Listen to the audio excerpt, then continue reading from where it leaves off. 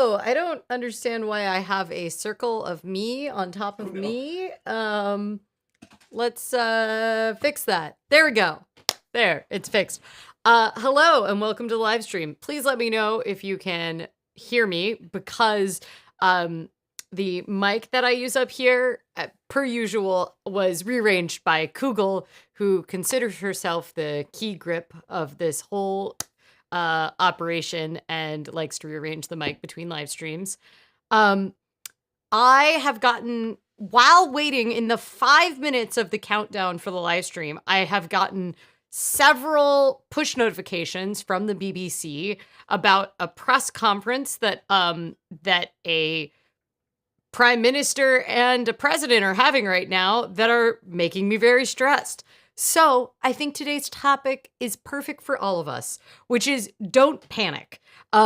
Specifically, we're going to talk about how not to make regrettable panic-based decisions with your cash and your money. And because one thing that is happening right now is that the constant stream of confusion, the shock and awe that the whole world is experiencing, Americans in particular, but the whole world, because we've got someone new in charge who really likes to involve the rest of the world in America's nonsense. That is causing a lot of people to make decisions about their money or think about making decisions about their money that are based on panic and fear. And so what we're going to try to do is give you some tools to kind of fight that. I say that as my cats are running full speed around the house, so they're really adding to the ambiance here. So many people here. Okay. My laptop is almost dead, but there's a cat on my leg, so I guess I'm here until I'm out of power, I guess. I think that's very fair. Abel Jack says, you know what helps me able to keep calm and away from panic? The lack of donuts. Well, I'm sorry to inform you there is a donut. Everybody else will be excited about the donut. So the donut that we have for today is a lemon snowball. We've had it before. It is a fritter, but the fruit inside is coconut. So there's coconut inside, a lemon glaze, and then shredded coconut on top. And it is part of my new, bigger, fritter-sized bell jar. So, which Aaron made for me because I think Aaron was upset how often I had donuts that did not fit into the smaller one. So now I have two bell jars. So anyway, it's it's great to see you all here. There's a lot of people in the chat. Rex says, hello from Las Vegas. Hello, how are the kittens? Michael says, I came here for rational thought. Am I in the right place? I will do my best. That is the goal, is to give you, there's not a lot of rational thought going on these days. So I'm gonna do my best to equip you with some level of peace and calm about how you control what is within your control, because there is an awful lot that's outside of our control right now. And I think one thing that can happen for a lot of us is as we start to see institutions crumble, things that we thought were a given be threatened. One thing that we want to do is make decisions where we feel like we can exert some level of control. And where I am seeing a lot of that is people are taking the panic and fear that is being thrown at them, and they are then responding to that by grasping a sense of control and using that opportunity to make decisions that they may not have made if they were not being fed panic and fear.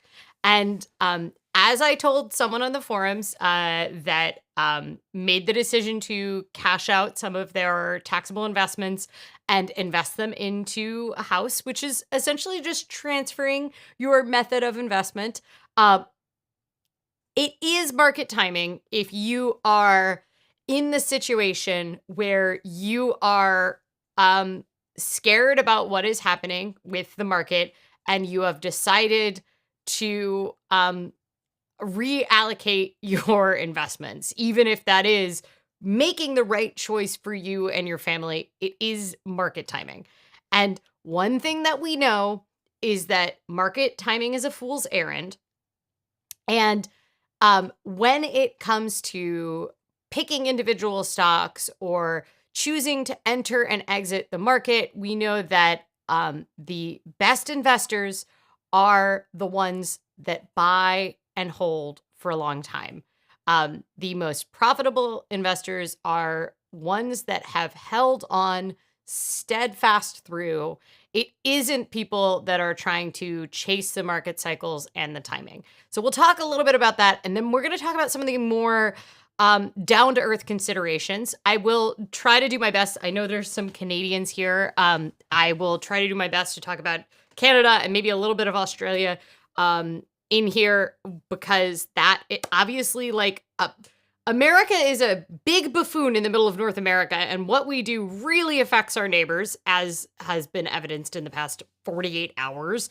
But what we do also affects everyone. We have the world reserve currency, and a lot of transactions take place in USD. We are also the largest provider of international aid in the world, and that's been shut down in the past 3 days. So there is a lot, like, we consider ourselves the fundamental democracy in the world and the spreader of democracy throughout the world, which has been inappropriately used a lot through history. But it really is not looking like we're doing a great job at democracy right now. All I hear is meowing. Beaker Make Stuff said, I got that push notification too. Yeah, it's really, really cool. Aaron wants us to know he did not blow the bell jar part of it.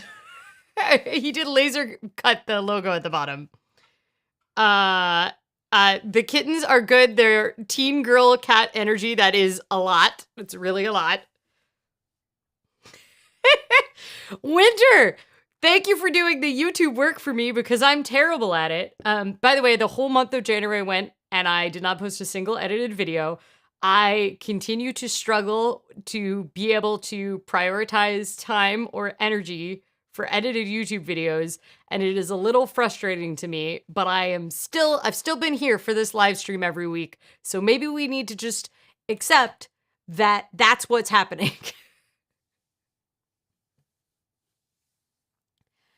Oh, your coworkers from Dublin are bringing you a donut? Okay. I feel like this donut has been talked about, like, a lot. I'm really eager to find out what's gonna happen.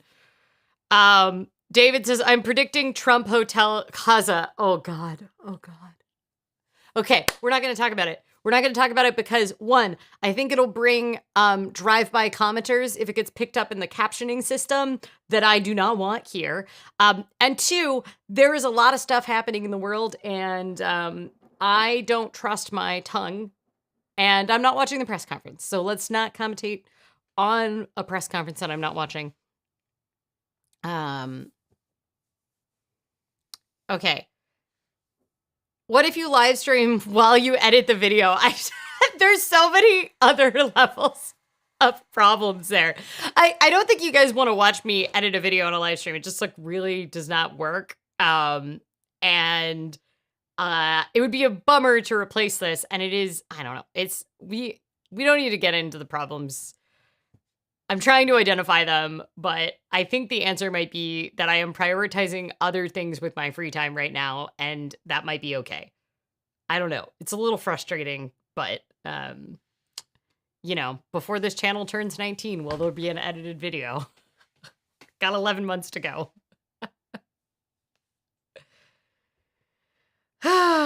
You wonder why I talk about keyboards. It's better than the alternatives. Yeah, fair. Okay, so let's talk about, I'm gonna give it like a little snapshot of kind of what has been happening in the past 4 days with, let's go a whole week back. So last Tuesday, federal funding freeze. This was kind of amazingly broken by an independent journalist. And it is essentially they were like, never mind, we're not going to pay things that we already owe and contract. Federal funding touches so many things, including science research, including domestic violence shelters, including Medicaid and Medicare. It includes arts. It includes foreign aid, although that's even more from USAID. There is a lot of things that the federal government pays money into. One of the things that I want you to just hold in your head when it comes to federal funding freeze, I want to also talk about payments on federal debt, so on federal bonds. And it's important to come back to because it gets at some of the unsettledness that people are having right now, even in what are considered very conservative and stable investments. So that happened a week ago. In less than 24 hours, the federal funding freeze was reversed, but it's kind of been pushed back. Simultaneously, Trump started threatening tariffs. Originally, they were supposed to happen on Saturday.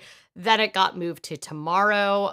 And the initial tariffs were on Canada, Mexico, and China, above the tariffs that have already been placed on China, which I would like to note the Biden administration held up, even though it came previously from the Trump administration. So there's a lot of criticism of these tariffs that Trump was attempting in his trade war during the first term, that then kind of silently were allowed to continue through the Biden administration. So I just want you to know that because he had 4 years to get rid of those. But he was clearly something was being served by them. So why do tariffs matter? Well, tariffs matter in a bunch of ways because a lot of what the U.S. exports are services, which I've talked about before. It's a huge chunk of the U.S. economy. If you think about how many knowledge workers we have, if you think about how much like financial sector is concentrated in the U.S., a lot of what we export is services, and we import a lot of consumer goods. And we also do not do much of the raw manufacturing of stuff anymore. So even if there is final assembly being done in the US of clothing, of cars, of what other goods, like refrigerators, computers, any of that stuff, we have a global supply chain. As we all learned during 2020 when supply chains got completely screwed up by COVID, we have a very integrated global supply chain. And because of that, there are a lot of imported materials in the US that come from other countries for even what we consider quote unquote made in the US goods.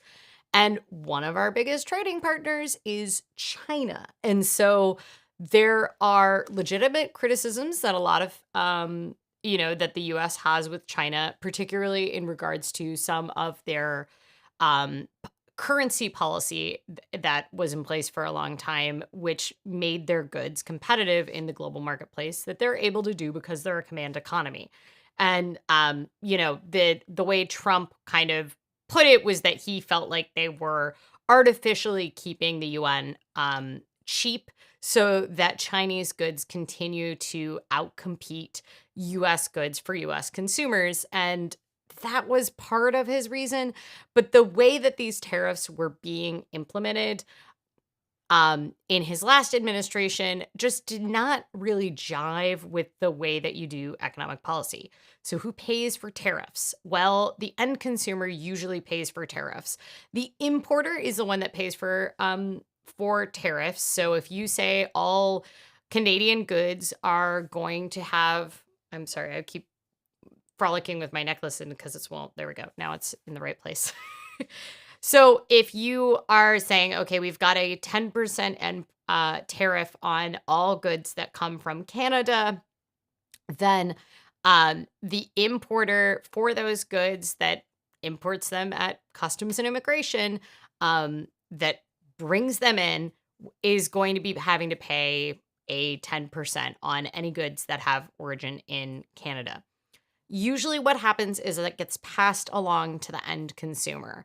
And so even for things that we think of as quintessentially American brands like General Motors, because we had the NAFTA, North American Free Trade Agreement, that had free trade between Canada, the US, and Mexico for so long, there was a very broad North American supply chain for even the quote unquote American car manufacturers.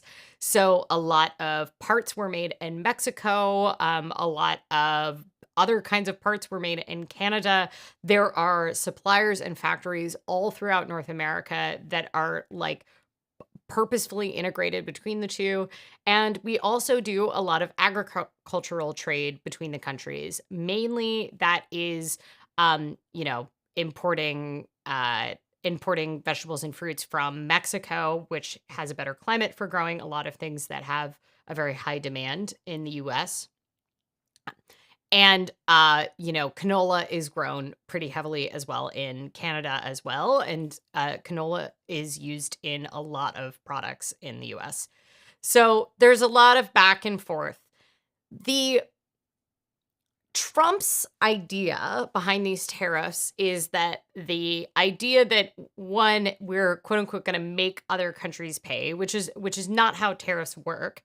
It is what works if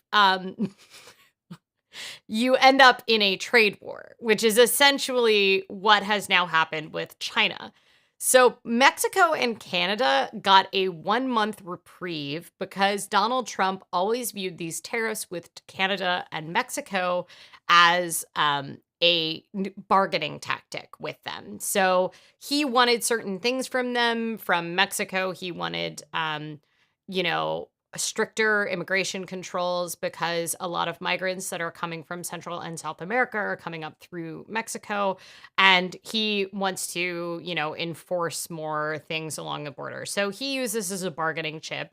Mexico is like, it would really, really hurt Mexico if their goods were 15% more expensive to US consumers because the margins on those kind of products are very thin anyway. And what would end up happening is US consumers would either just consume less of those products. If the price of guacamole, to use an example from Chuck Schumer, but if the price of guacamole goes up, a lot of American consumers are just going to choose to go without guacamole.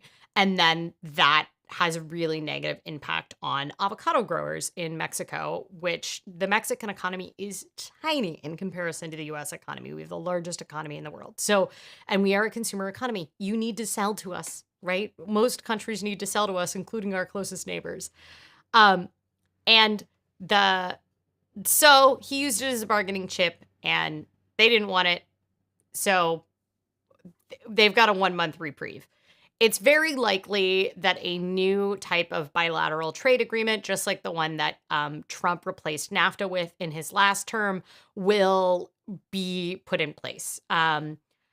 Canada, similarly, very concerned, and a lot of the Canadians on the forums are spending a lot of time being like, our country really needs to figure out how to decouple itself from the US more. And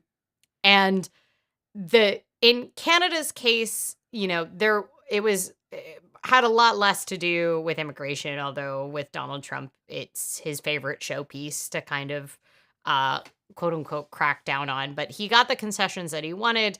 And so once again, there is a 1 month reprieve.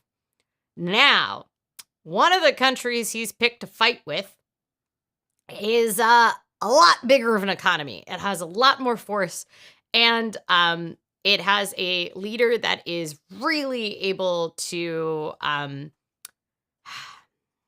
harness the power, the economic power of their country at a drop of a hat, which if we really look forward in the future is kind of what the current US president wishes that he had. He's certainly trying to dismantle all the checks and balances that are supposed to be in place that don't really exist in a one-party country like China.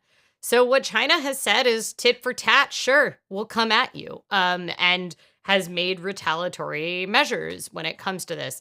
We always kind of had the expectation that China would do a little bit more fighting back. They're the second largest economy in the world. For a long time, they were predicted to overtake the US economy as the biggest in the world by 2030, 2035.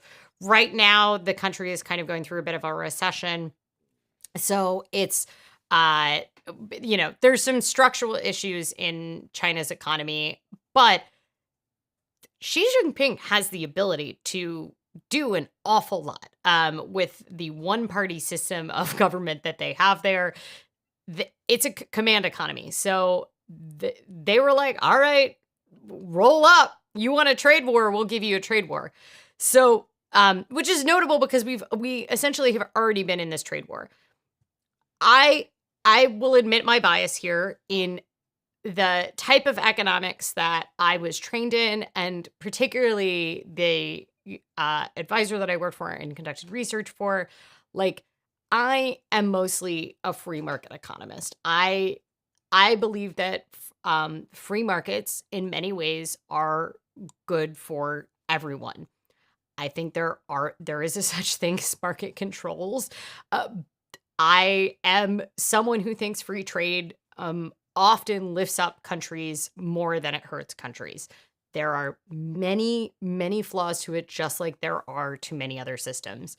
But I think it does not matter if you're a saltwater or a freshwater economist. If you need me to define that, please let me know.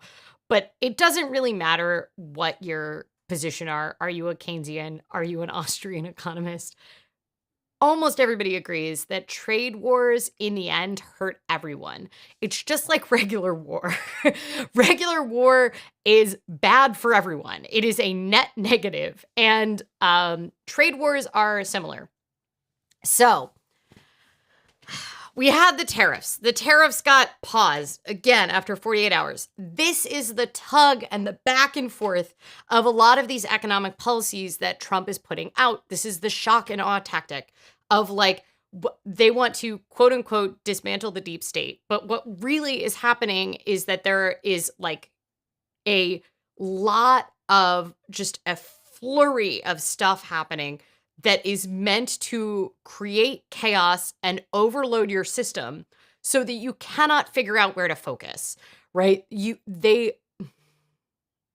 say they, and it makes me sound like a conspiracy theorist, but the people that control capital and the people for which the majority of wealth is concentrated in their hands, they are well served if the majority of the people that are working, that are creating the value, the labor capital, so to speak, it is best for them if we are frenzied and burnt out and we don't have the ability to organize, to fight back, to make decisions to take care of ourselves and our communities, because then we'll have to pay for whatever consumer good they want to sell us to solve those problems. Healthcare is a capitalist concern in this country. And guess what? If you're really, really stressed out and also, constantly developing worse and worse health problems because you're constantly put in this level of stress, it really just raises their bottom line. Of the top 10 companies in this country, 7 are healthcare companies. I'm going to say care at this point. They're all vertically integrated. So a lot of them are insurance. And I would not describe health insurance as care. Okay. I'm getting very dark. So let me talk about some of the things that people are concerned about.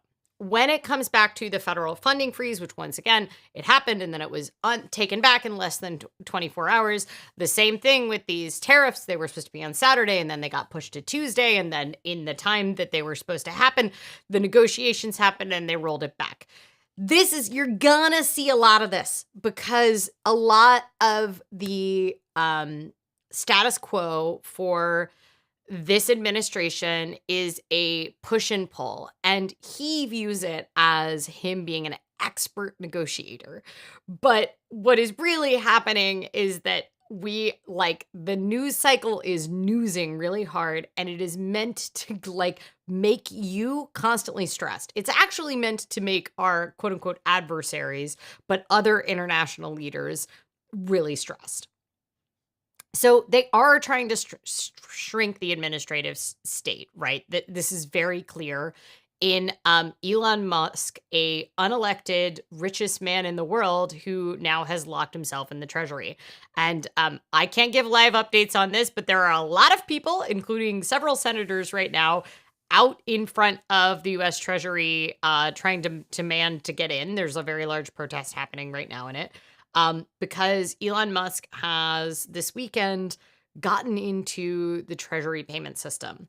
So instead of freaking you out about all of the bad things that can happen, I'm going to talk about a little bit of self-defense that you can do.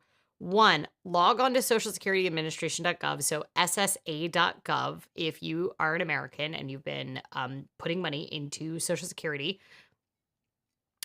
Log into ssa.gov and take snapshots and print out as many of your personal documents as you can. And one of the reasons that this is important is because they have been pulling data down off websites, including like central CDC data and all of the huge wealth of publicly funded records that have been getting pulled down. But why it in particular for your money is important with the Social Security Administration, we don't know what's going to happen with Social Security. But here's the thing, that isn't actually that much different than what was true 2 weeks ago. And that is because Social Security has been a ticking time bomb for a long time. But what it is helpful for you to have, especially if you are not very close to retirement age, but even if you are very close to retirement age, is a snapshot of what you have put into the system, which that data is still available at Social Security, ssa.gov, as of 3 hours ago when I went in and printed out my stuff. Have it, file it away. Maybe you never need it. But it is helpful to have that. And the concern right now is if you experienced Elon Musk's takeover of Twitter, now X, a lot of data that we thought was permanent started to disappear really quickly. And you do not want to be in the position of not knowing what data, what you've put into the system, right?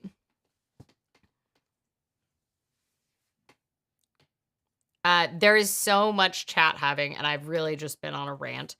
Okay, so other reasons that people might be concerned right now. The Treasury payment system is where the U.S. Treasury either pays back intergovernmental debt, which is debt that they lend back and forth to states. It's not the same as like bonds. It's used essentially, it's kind of like spotting different governments as money moves around on the books. That's concerning, but Treasury payments is also where most entitlements come from. So Social Security is a big one. And this is what I consider really important. Not that people not getting their Social Security checks is not important. Like, that is extremely important on a personal level. What is very terrifying to me as someone who has majority of her wealth tied up in United States dollars, in various capacities or USD denominated currencies, is that what needs to be paid through the Treasury payment system? U.S. interest on U.S. Treasury bills and notes. So when you learn financial modeling, when you take your financial exams, they have what they term the quote unquote risk-free rate. And the risk-free rate is what you would earn on a 10-year Treasury note. And it is the amount of interest you would earn on a 10-year Treasury note. And that is because that is considered essentially risk-free. Once again, caveat that no investment is risk-free, but the full faith and credit of the US government for so long is just, you're like, sweet. They will always pay their bills. We're great at paying their bills. I don't know if you remember, but when we were dealing with during Obama's term, when there was all this push and pull about whether or not we were going to raise the debt ceiling, the US actually got downgraded on our credit rating. And that was like, we were AAA, bestie best. And we got downgraded to AA for a while, which was a huge deal for us getting downgraded. It essentially meant that all of these people, which you as an individual, if you have a target date fund, you almost definitely hold US Treasury bills in some denomination. Like if you have a target date fund, there's always a percentage that is essentially in bonds, and there's also a percentage that might be in cash or cash equivalents. And what is considered a cash equivalent is usually a T-bill. Well, a T-note. T-bill is shorter term. All this to say, this is one of the concerning things. In a lot of people who follow Elon Musk and him more deeply than I do, which I am frustrated that he's now an economic figure and I need to pay more attention to him as he's into macroeconomics now in a way that previously he was just a sideshow to it, but now he's like at the center of it. A lot of people think the data mining that they are doing is actually because Elon Musk, an unelected richest man in the world, now has access to the social security numbers and the earnings data and all of this data about all of the money the US government pays everywhere, which is wild. So I don't know, maybe in my buzzing on my phone, I'm getting a breaking news alert about what is happening. No, I'm not getting currently a breaking news alert about Elon Musk having crashed the US economy.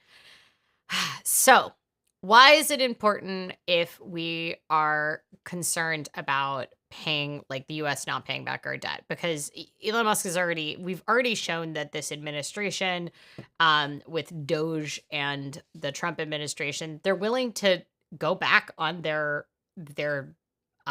promises. I mean, the federal funding freeze was literally them going like, yeah, we already have contracts to spend this money, but we don't care. And what does that mean? Well, it means that the US is not going to be as able to finance the costs of running our country, because that's how we pay for our deficit every year, is that we go out and we issue bonds and other countries buy those bonds and corporations buy those bonds and individuals buy those bonds, and they buy them because the US government pays its bills back. And so they make it a really safe and sound investment. And the largest holder of US bonds, as of at least like 2 months ago, last time I looked, is actually Japan.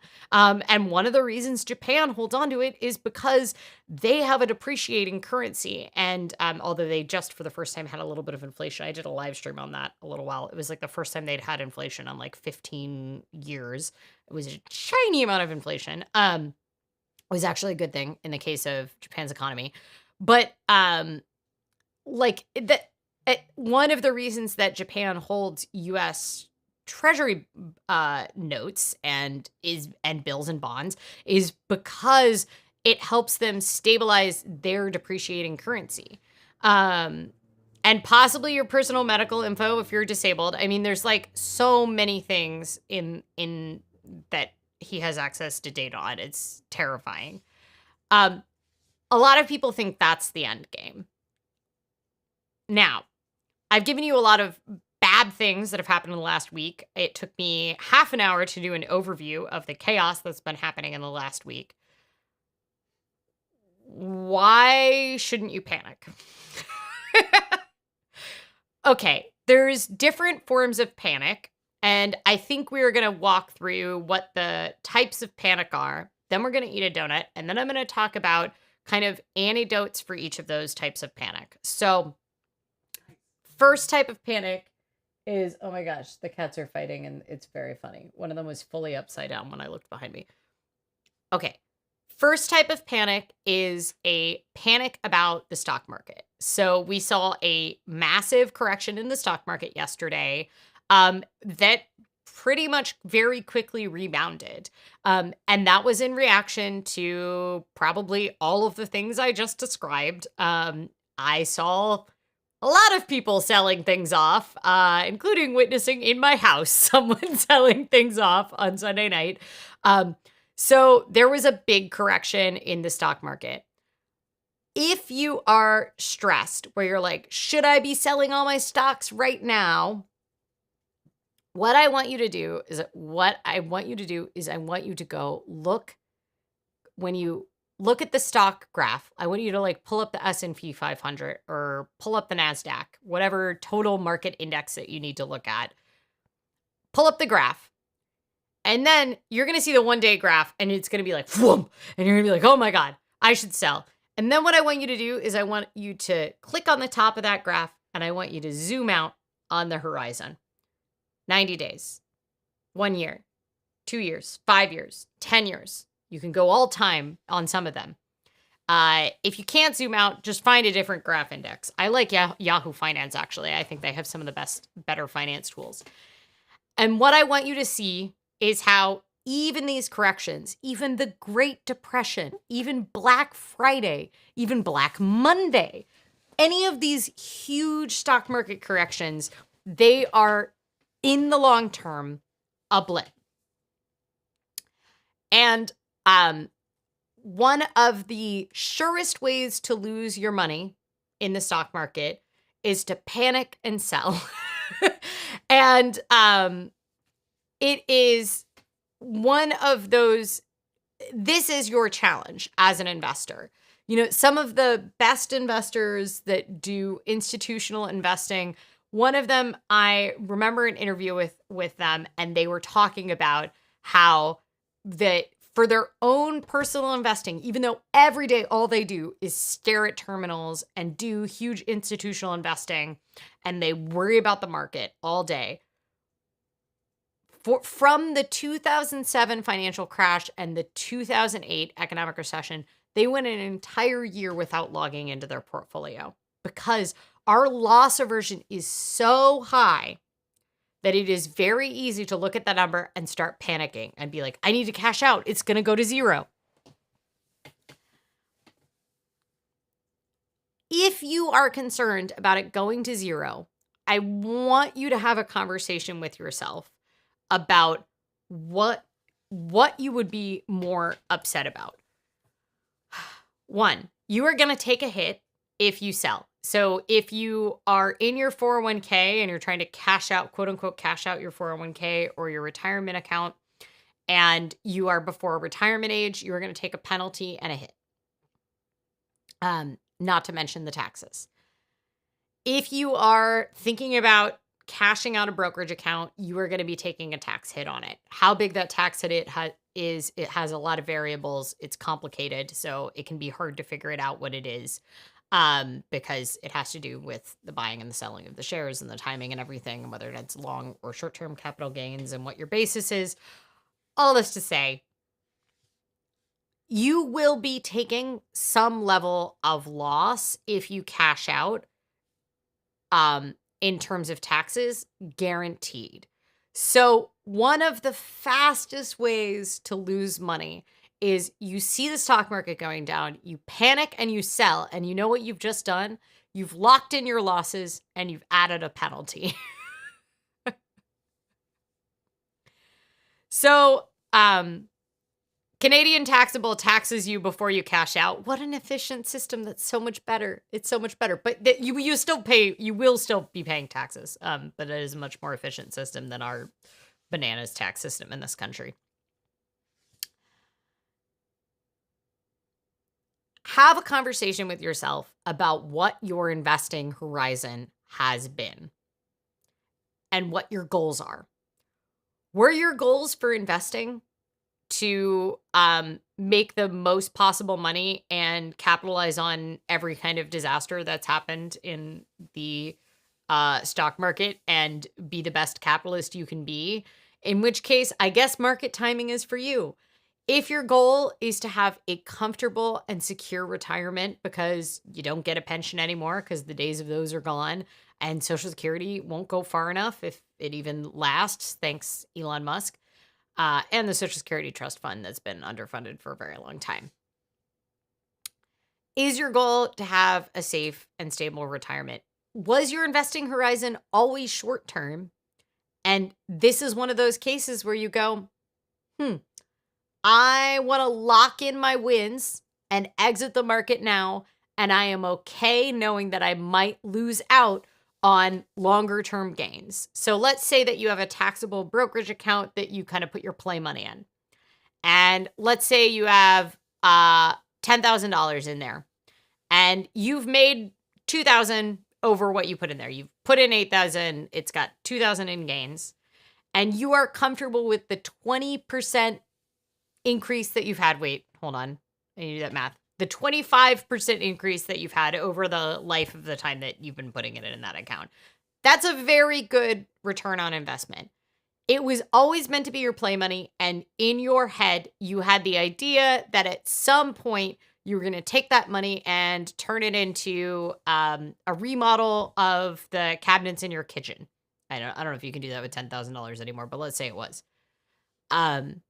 You are stressed about the portfolio and you feel good about the amount that you're making, that you've made, and you'd like to lock it in. You're willing to take the tax hit, which is probably going to be like $200 if you've got $2,000 in gains, depending on if it's short or long term.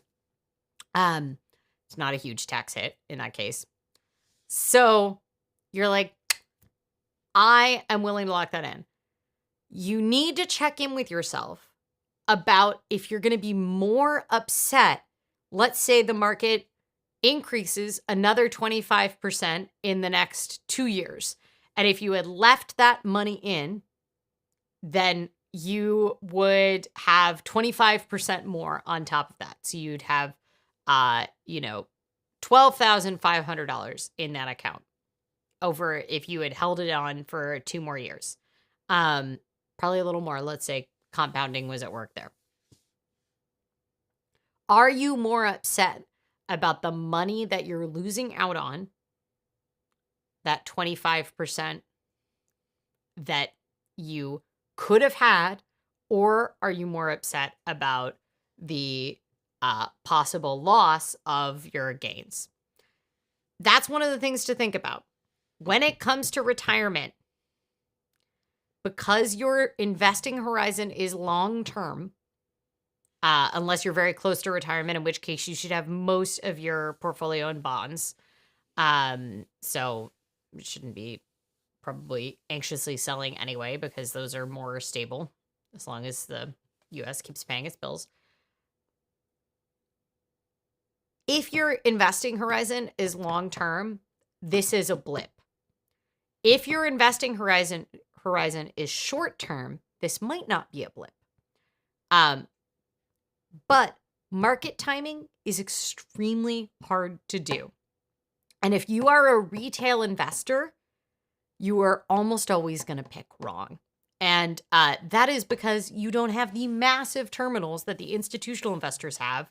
And the institutional investors get to trade before you do. The big institutional investors, they do their trading off hours because they are big enough to move the market. So what I'm going to say, they've already done all your trading. If you are so good at market timing, you are going to be still last in line after the institutional investors. So I want you to remember that when it comes to being a retail investor. Buy and hold is the best outcome overall for almost anyone. Now, what do we say? What if the stock market goes to complete crap? If it all goes to zero, if every company, publicly traded company in the US is suddenly worth zero, if Elon Musk sells all the government buildings he's trying to sell and they all default on their bonds and every type of corporate bond also never gets paid back and it all goes to zero, we have bigger problems to worry about. But what I'm going to say, if it all goes to zero, the cash you could have had wouldn't have made a difference.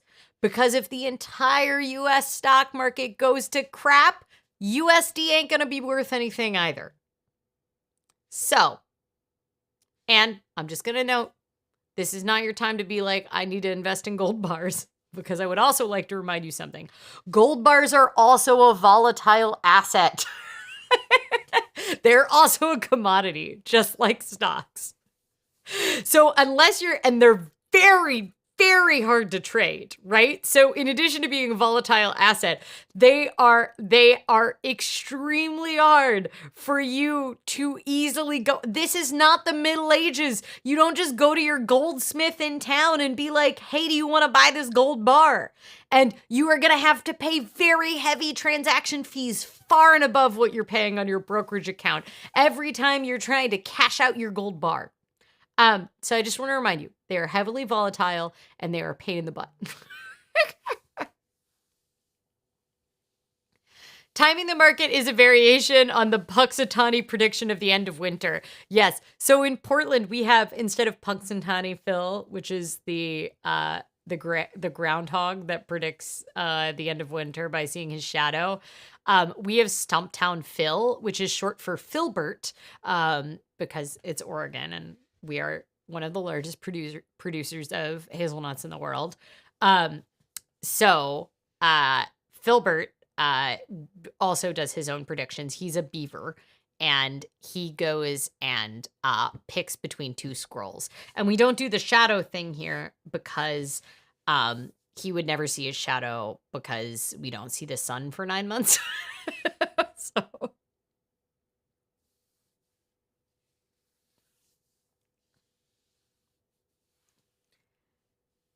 Yes, locked in your losses and gained a penalty.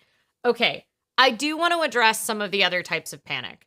One, why should I be participating in this system when the system is all corrupt and it's just making money for rich people? Well, I will say the rich people are making money off of it. So don't you want to be in some ways benefiting from the entire system that is meant to prop up their wealth? Just going to put that out there. Two, why should I be investing in any way if the world is on fire or saving money and I am concerned about the state of the US economy? Well, because taking care of yourself is the best way to make change. And I know that sounds like self-care queen, buy the skincare self mask and you just don't worry about things like politics. No, but what I am saying is that if you are fighting for survival, if you are stressed about where your next meal is coming from, if you are stressed about having to move homes because you're being bombed out of your homes, if you are concerned about the failure of the institutions in your neighborhood, if you are so worried because you cannot take care of yourself because there is no more Social Security and you had no savings of your own, you are not going to have the energy to do the work that helps change this all overall. You are not going to be able to do the work on climate change or running for office or supporting your community or filling up the free fridge because you will not have energy, because the fight for survival is the most exhausting thing. And so investing and taking care of yourself is actually buying yourself energy in both the future and now, because if you don't have an emergency fund, you are in that constant state of panic and you have helped create it. You've got all these external panic stressors, and then you're an additional stressor of you have no safety net. And part of what they are trying to do at the institutional level right now is dismantle the safety net that Americans do have. And we already have a pretty crap safety net for how rich of a country we are, but they are trying to actually pull it out, the plugs out of the wall from the safety net right now. And one of the best defenses that you can have is having put your own mask on before person next to you, but also that ability to take care of yourself and not have to worry about, making sure that you have food on the table, not having to work until you're 90 because you don't have any retirement. That is how you preserve the energy to fight to make change, to make a difference in your community, to make a difference in your faith community, whatever is important to you. Say, go make sure that every single 6-pack ring is cut so that the whales are okay. Whatever it might be. Yes, you might have to barter to get value out of your gold bars. Horses, pigs, livestock, siblings, whatever it takes. I had no idea that there is so many in New York. I find that very funny, but I guess it makes sense. Be Queer Make Stuff said, one of my state representatives called it robbing the poor to pay the rich, stripping Social Security to buy the tax breaks for billionaires. Yup. Yes. It's correct. There's a whole website that shows Groundhog Day results. That's very interesting. I had only heard of Portland, Stumptown Phil, and Punxsutawney Phil, and I was like, ours is better. So there we go. I'm going to talk about one other level of concern. I hope that what I have tried to establish for you is that you had a plan that you established when things are calm. I hope you did. If you didn't, buy my book. It'll help you come up with a plan for when things are calm. But you had a plan. And if you throw that plan to caution to the wind because of all of these constant sources of panic that are being thrown at you from external forces, you are literally falling for what they want you to fall for. And panic in the stock market are the people that do worse in the long term. The people that buy and hold are the people that do the best in the long term. And if you struggle with this, stop listening to economic news. Please still come to my live streams. Stop listening to economic news and log out of your damn portfolio. Just log out. Don't look at it. Disconnect it from Mint, or I guess Mint doesn't exist anymore. Disconnect it from Monarch. Disconnect it from YNAB. Don't log in. Don't look at it. You're dollar cost averaging, you're putting in, and you're walking away from that retirement plan. Okay. The funny thing about gold is it has very little actual use. I know, if we're going to talk about things to prep for the apocalypse, freaking water, good quality water, that's the thing everybody's going to need after the earthquake here. Water, generators. I mean, there's a number of other things that you could be investing in for the coming end times. Gold itself is pretty to look at, but has very little actual use.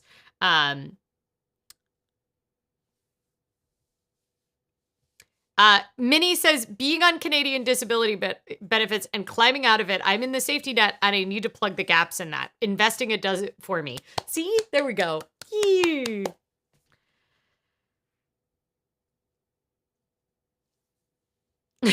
It's so useful as a conductor, but mostly it doesn't get used for that because we have decided it has value.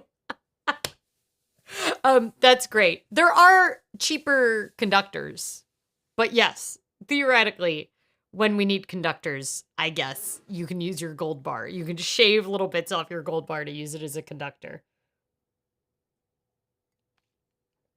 Is banana bread your plan for the end times?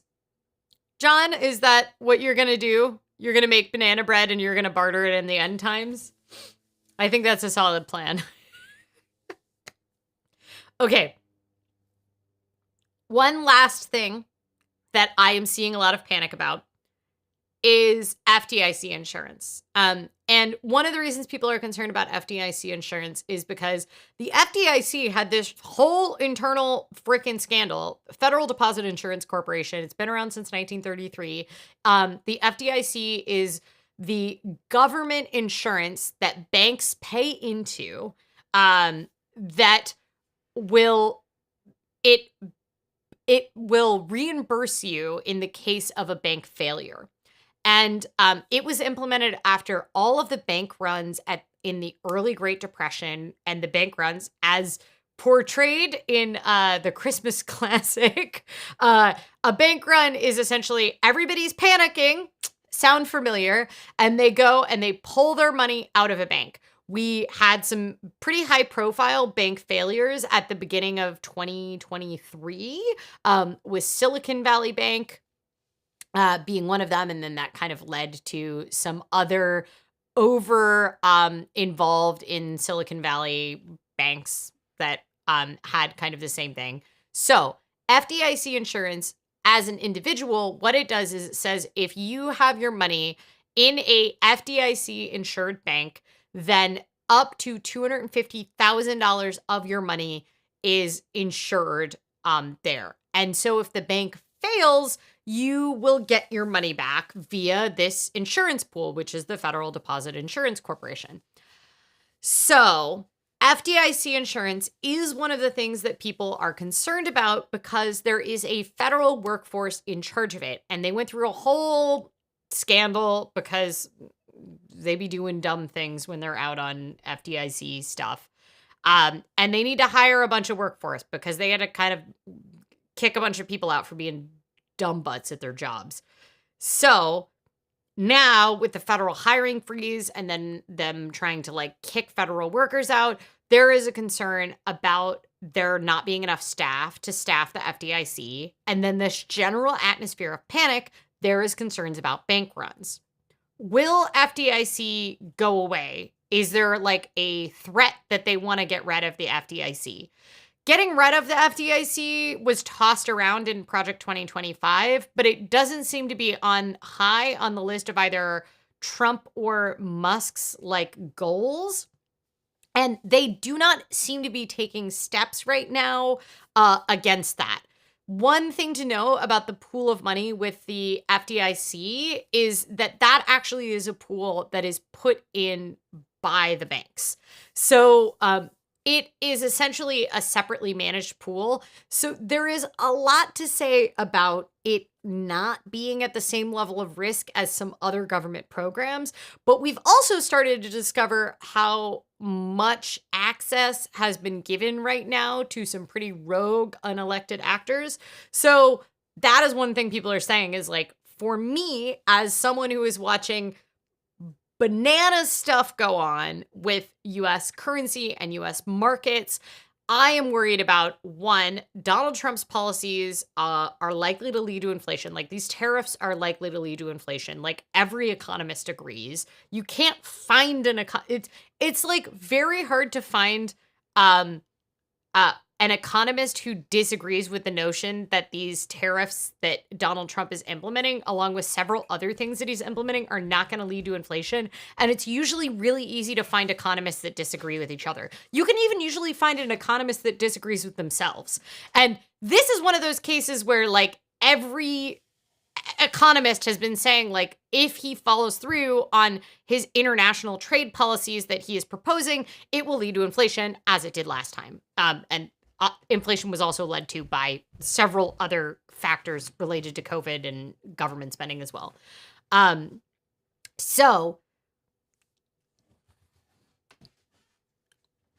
Should we be concerned? Should we be concerned if the US dollar ends up being taken out as the world reserve currency? Like right now, people love to buy our bonds. They are a stable way to hold assets. It is used as the US dollar is used as a denomination of trade and has been for 80 years. So should we be concerned about the holding US dollars in US banks if we have people that don't seem to like the concept of banks holding it and we're concerned about the value of the US dollar? Okay, so what do we say about that? One option is to slightly diversify away from the US. So if you're an American, you're probably heavily invested. Your fate is tied to this country, and that like you probably get your income from this country. You probably hold most, if not all, of your assets denominated in USD. You probably hold, if you own a home, your primary residence is here, which is probably like some percentage of your net worth. There's tons of ways in which your fortune is tied up in this. You can just ask people from countries that have their currencies dealing with like huge fiscal crises right now, Turkey being one. I've talked about Turkey before, where they have a very Trump-like person in charge who refuses to raise rates. And they have, because of this, like runaway inflation in Turkey. And it is very hard on Turkish citizens because of that, because the value of their currency is dropping vis-a-vis other currencies.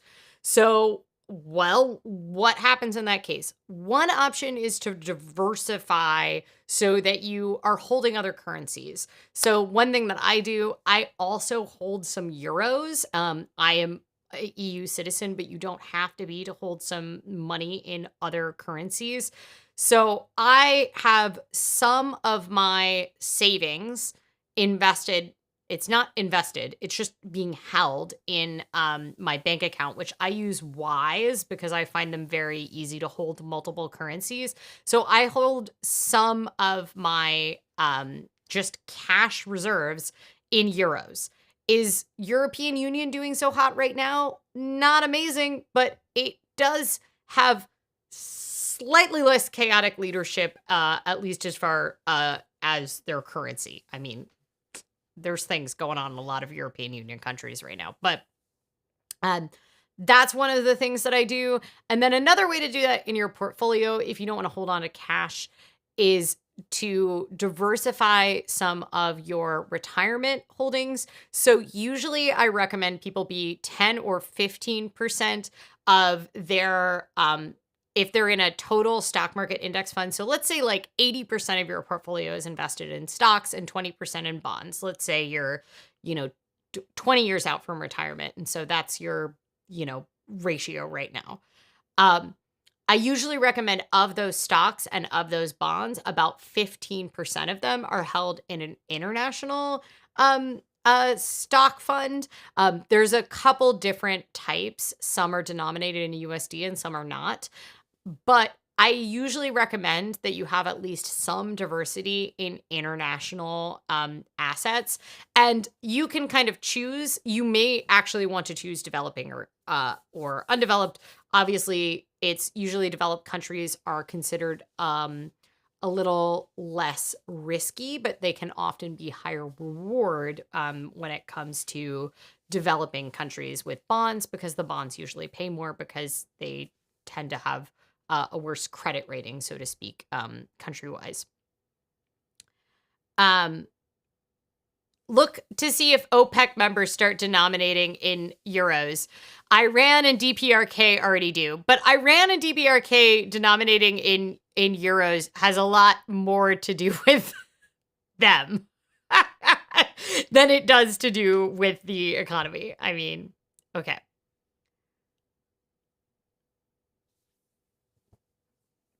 If it helps, I haven't improved my financial outlook much. I don't know. Okay. We need to eat this donut because I have to go to a union meeting after this. Speaking of things that you can do to improve the economic situation, you can organize at your workplace. Unions are a great place to put your energy, your economic anxiety and energy, because it gives you something to organize into and improves things for the working class. There we go. This is Talking Dough and Eating Donuts, and we've been talking a lot of dough, but we haven't eaten a donut, so let's go.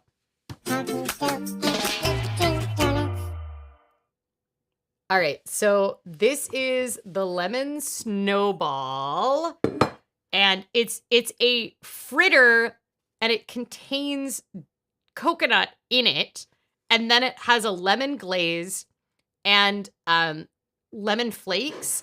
And I have had like a version of this before, but it wasn't fritter style. So I'm really curious about how this is, because last time I had it, it was like a raised donut with lemon glaze inside.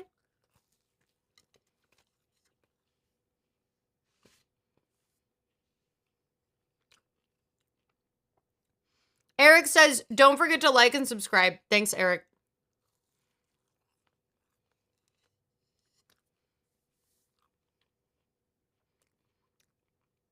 I like how your cat is outlasting your battery.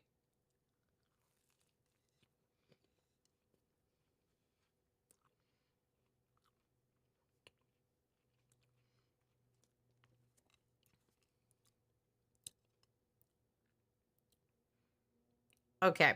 It's very, like, the coconut is very crunchy on top, but I haven't gotten to the coconut inside.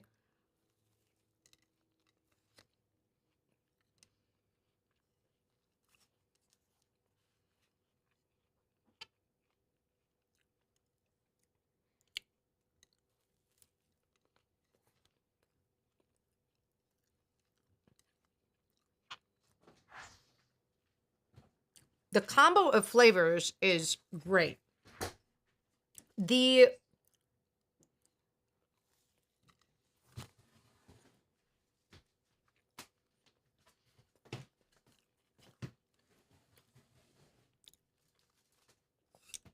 don't think I'm like a huge fan of the flakes of coconut on the inside.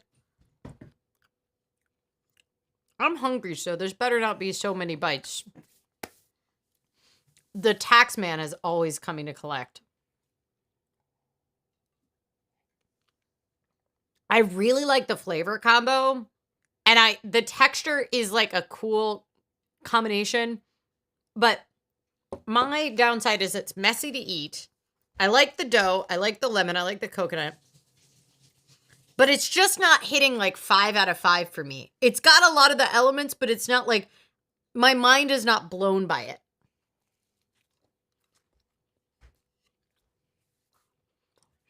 Mitch says, Social Security Administration stuff downloaded. That's great. Has anybody been talked out of liquidating their stocks yet in this? That's what I'm here for. Please don't liquidate your portfolio.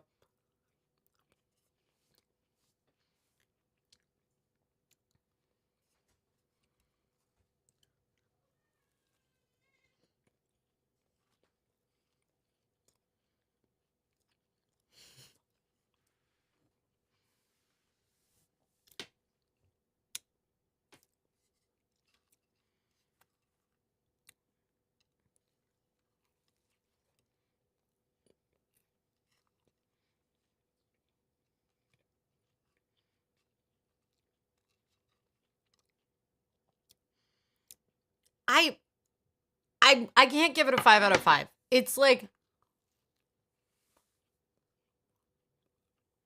I want the lemon to be like more through the middle. I want it to be coconut and lemon inside both.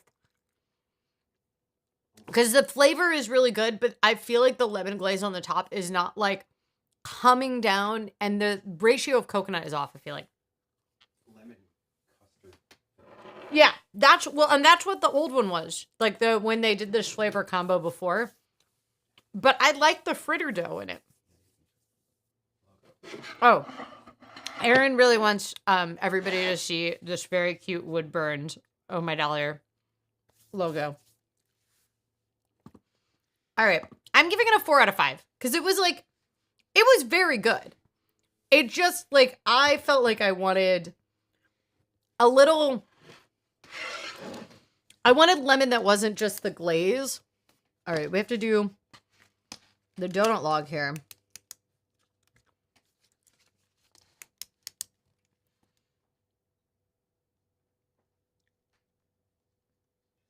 Four out of 5. There we go.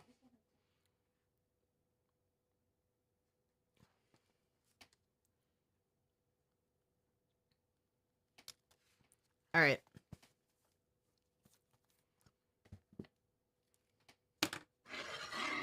Eric, I would also download your stuff. Don't just do the spot check. Make sure you have a record of it somewhere. Oh, you just set your portfolio on fire? Seemed easier? Interesting. That's one way to deal with it. Mitch says, how is this my first time seeing the donut log? Is this custom made? I don't know. I've been using it like a year. Maybe you just are never here like during the donut filling out part. I have a whole nother filled in one. It is not custom made, although we keep talking about it's a Portland company. And they make these for all different things. They have like 33 hot sauces, which I got Aaron, so at some point we'll have that filled in, I guess. But it's printed in Portland, and I think that we should do a collaboration because I actually have some feedback that I think would make this better. So I think we should do an Oh My Dollar collab merch. But I was like, how many other people have the need for a donut log? I feel like I just don't know how many other people are out here rating donuts on a weekly basis. Oh, Winter, a tax question. Thank you. We should do that. I like Free Tax USA. I think Free Tax USA is pretty great. So the question was, any opinion on which free file company to use? I think Tax USA is pretty good. Did IRS Direct File get turned off? I heard that it did, but I hadn't investigated yet. If it did, I really need to.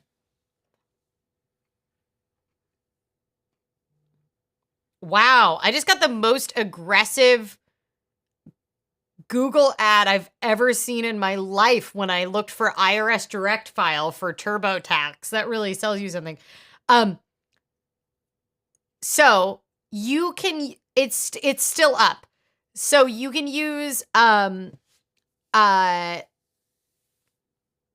direct file, IRS Direct File at irs.gov. So just go to directfile.irs.gov and use it. It's 25 states are allowed to do it. And then you also will be able to, a bunch of states now have direct files. So the states are, it's 25. So it's half. I guess I'm not going to read them all. That's really a lot. It doesn't appear to have any really compelling, it seems to be mostly blue states, but not entirely. So go check it out.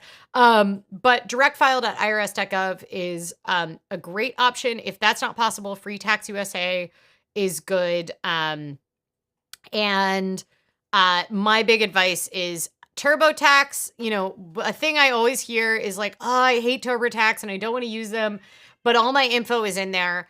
And here's what I'm going to say. Copy and pasting, you can still log in and get last year's info and you can put it into your new, like whatever your new thing is. But splitting up with TurboTax is worth the extra 5 minutes to re-enter your data, in my opinion, because Intuit has done some really awful things to our tax system in the US. And I think it's a good way to say F you, because they use a lot of terrible dark patterns to try to lock you in to their system. And for a long time, I was like, if you're going to use TurboTax, fine, just follow the link for a free file from the IRS website. However, they ended that partnership 2 years ago. And now I think there's almost no reason to use TurboTax because they suck, in my opinion. And I have to say, I did think for a long time that H&R Block was a better like big box tax firm to do your own filing with, but H&R Block has been engaged in a lot of the same things as TurboTax, and they also no longer have free file. So I've moved to Free Tax USA. There's also, I think it's called Patriot Tax. Let me double check. And it, no, okay. Patriot Tax was the old brand of Free Tax USA. But I do think that it's quite reasonable. There's also Tax Act, which is a little bit bigger, but I don't find them as good for sole proprietors. If your income is higher and you are having trouble finding direct file but you don't pay someone to do your taxes for you, like a CPA, you can actually use the fillable forms on the IRS's website and they won't charge you anything, which is a good way to get the automatic calculations there. I'm getting an error at the end of the click-through on IRS Direct. See, this is not what I'm worried about. Were you able to log in with the ID.me? Because I'm looking at it right now, but I'm not obviously clicking through at the moment. Hold on. I do have ID.me, so let me just see if I can log in.